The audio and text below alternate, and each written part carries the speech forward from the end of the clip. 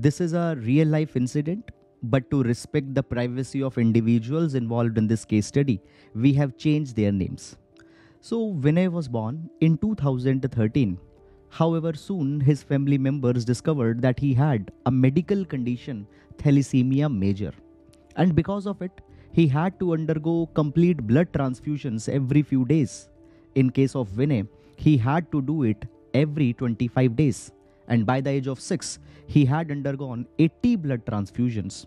Because of it, his quality of life degraded severely, and his family was desperately searching for a cure. But only viable option to treat Vinay was a bone marrow transplant. Though his family wanted to donate bone marrow, but one of a molecule in bone marrow, that is human leukocyte antigen, did not match, and therefore they could not donate the bone marrow, and they didn't even find any other match for Vinay. Now, in his search for cure, Vinay's father trembled upon the idea of Saviour Sibling. Now, what is this Saviour Sibling? I would like to explain you.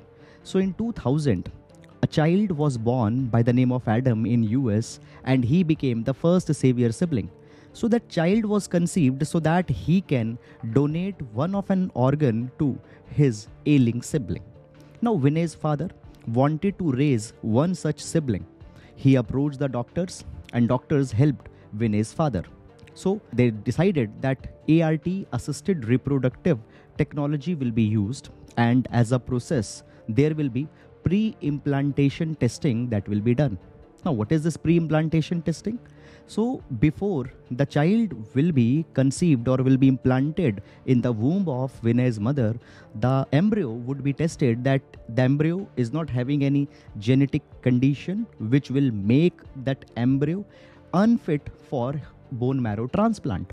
So in the process, the couple underwent 3 ART cycles, 18 embryos were raised, and out of that, one embryo was selected as he was, or that embryo was, a compatible match with the Vinay's bone marrow. And in the process, a girl was born by the name of Radha. That girl became the Saviour Sibling as she donated bone marrow to Vinay. After a few days, Vinay recovered, and since then, Vinay don't need any blood transfusion. And in the way, we see this thing that both brother and sister are now living happily.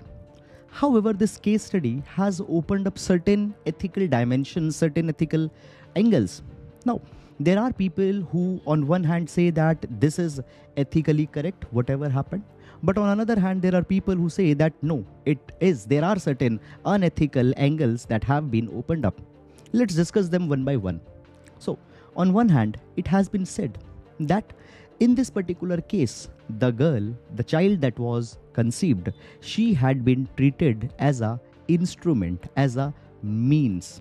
Now, the famous German philosopher Immanuel Kant, in his theory of categorical imperative, in his deontological theory, has clearly provided that man should always be treated as an end. Man can never be treated as a mean, as a vehicle, as an instrument. But the child that has been raised, clearly the child has been used as an instrument to improve the quality of other sibling.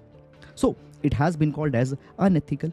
Moreover, it has also been provided that the parents had defeated the principle of beneficence or principle of non-maleficence. What it means? It means that the agent involved should have some benefit. So girl that was born, she should have also benefited in this thing, but she did not got benefited. So the principle of beneficence also got violated, and it has been said that it was wrong. Thirdly, it was provided that when the bone marrow transplant was made from the child that was born, she underwent a lot of pain, and putting another person pain for the sake of some other person, even if that person is sibling, it is unethical. Then the next issue that comes here is that basically it has been provided that procreative motive of parents in this particular case was not love. The procreative motive was to use that particular child for the well-being of other. So child should always be born out of love, but that love was not there, it was a necessity. So these are the ethical angles that have opened up here. But On another hand, we need to see the other dimension of this particular case study as well. Now, if we see from the other side, the consequentialist will say that it is not wrong, nothing wrong has happened in this entire case study, because consequentialists believe in greatest happiness of greatest number. Now, if you see at the end of the day, Vinay's family is happy, Vinay's quality of life has improved, and even the child, the Radha, who was born, who donated the bone marrow, she is also healthy. So at the end of the day, nobody got harmed and everybody is happy. Moreover, from another viewpoint, it is also said that deontologists themselves said that humans are the end. And here, that boy, Vinay, he was suffering, but now his quality of life got improved. So yes, he had been treated as an end. So what's the problem here? It has also been provided that procreative motive is not always love. Many a number of times, parents conceive another child to balance the family, to give a companion to other sibling, they raise child. So that is not also correct. Thirdly, it has also been provided that today science has advanced to such a stage that we can carry such medical interventions to improve the quality of life. Then what is harm? Even Gandhiji in his theory of 7 social sins very clearly provided that science without humanity is a sin. So here science has served humanity. So what is wrong here? So these are all the dimensions that open up in this particular case. Then a classic contention which will always be there in this particular case study will be deontology versus the teleology debate. Deontology always talk about the process and teleology always talk about the end. Deontologists might not support it, but teleologists who talk about end, they will support this particular thing. However, there cannot be one answer in this particular matter.